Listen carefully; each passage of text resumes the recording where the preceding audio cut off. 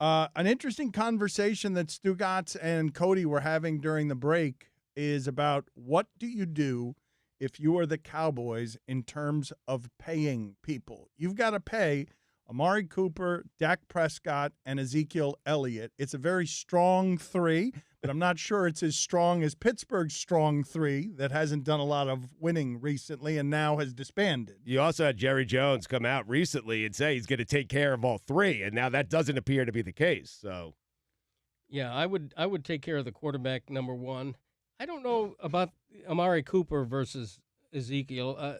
They traded a lot to get him, Greg. They did. I think that's a close call. But the thing is, when you talk about long-term contracts, I don't think you give more than a 4-year contract to a running back. They're just too fragile. Their prime is too tight. Ezekiel Elliott right now is great, but he's an injury away from us talking about who's the next guy. Or he's 3 years away from us talking about, wow, he's at the end of his prime here. This running back thing is to me, it's fascinating because, Dan, he's 23 years old. Zeke Elliott, he's had 2 years in which he has rushed the ball more than 300 times. Well, you've seen his body change, and God knows, when you see the off-field trouble, how much he's doing in the way of self-medicating because his body's in pain, and his body doesn't look the way that it did when he came into the league, and he was wearing those half shirts. But these running backs are telling you, hey, when I have a year like I had last year, and Zeke Elliott had a year, 1,434 yards, he had 6 touchdowns, he caught 77 balls for 567 yards. He's saying, no, I'm not waiting around for my rookie contract to expire. I want to be paid now because these running backs, once they get to 27, 28, 29 years old, where Melvin Gordon is right now, no one's going to pay them then what they are worth right now. And Zeke Elliott's like, hey, I'll just sit out. Someone's got to pay me. Right. And obviously Le'Veon Bell set the template for that. And other running backs are looking at what he did and saying to themselves, I got to get mine right now because I've got a 5-year window. Right. And who knows whether an injury is going to intercede.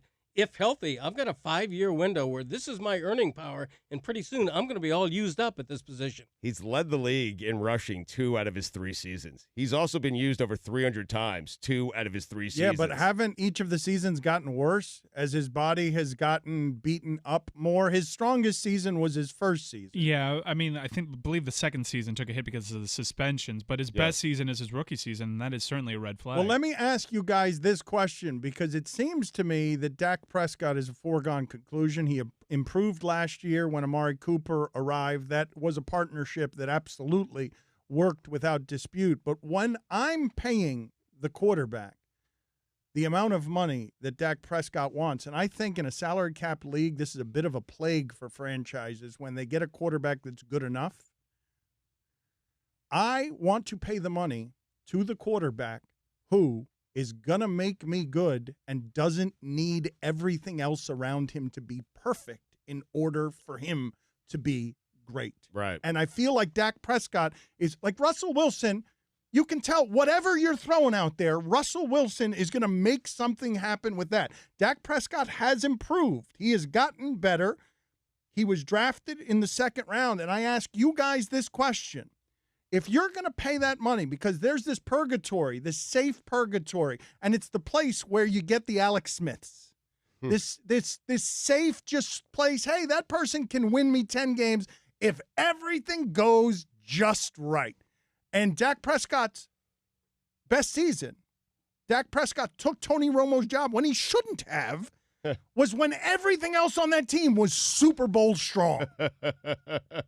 Best offensive line you've ever seen. I remember you saying that. I mean, the whole team was totally overwhelming. They're sitting there. We're a final piece away like we were with Charles Haley. Let's go get Greg Hardy. We're a piece away. And he got Zeke's best year, his rookie year. That was Zeke's best year. But what do you do with that conundrum as I presented to you? When you're running the Dallas Cowboys, and I tell you, like, how do you think of Dak Prescott? Do you indeed think of him as one of the best? Yes or no?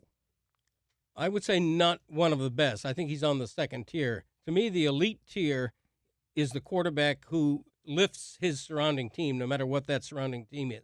The 2nd tier is for quarterbacks who need this guy and this guy and this guy. I think in Andrew Luck in Indianapolis is a good example of somebody, no matter what his quarterback rating is, he doesn't need a great running back or an elite wide receiver. He knows how to win 9 or 10 or 11 games if healthy, just pretty much through his own skills. I don't really know what to do with Dak Prescott. He was really impressive down that final stretch of the season, and we can't just put it all on Amari Cooper because it's not like Amari Cooper was lighting the world on fire with Oakland. It was a mutually beneficial partnership that brought around a career resurgence for both of them. But if you put Dak on Seattle, Mike, do you think they win 10 games? Russell won 10 games with that team Not with that year. offensive line. No, No, And Russell did that last Russell's year. a cut above. Yeah. Russell's certainly a cut But above. isn't that the guy you give the money? Like, there's a group of quarterbacks, and Dak Prescott's not in it. Even though he's improving, even though the offense hey, look, I can be proven wrong this year because they've got some creative implementations with the offense that's going to get him moving around a little bit more. I just don't know how to measure it. I mean, he has 67 touchdowns, 25 interceptions, just 25 interceptions through 3 years. That's Pretty good. That's a great ratio. Yes. I think you pay Dak Prescott.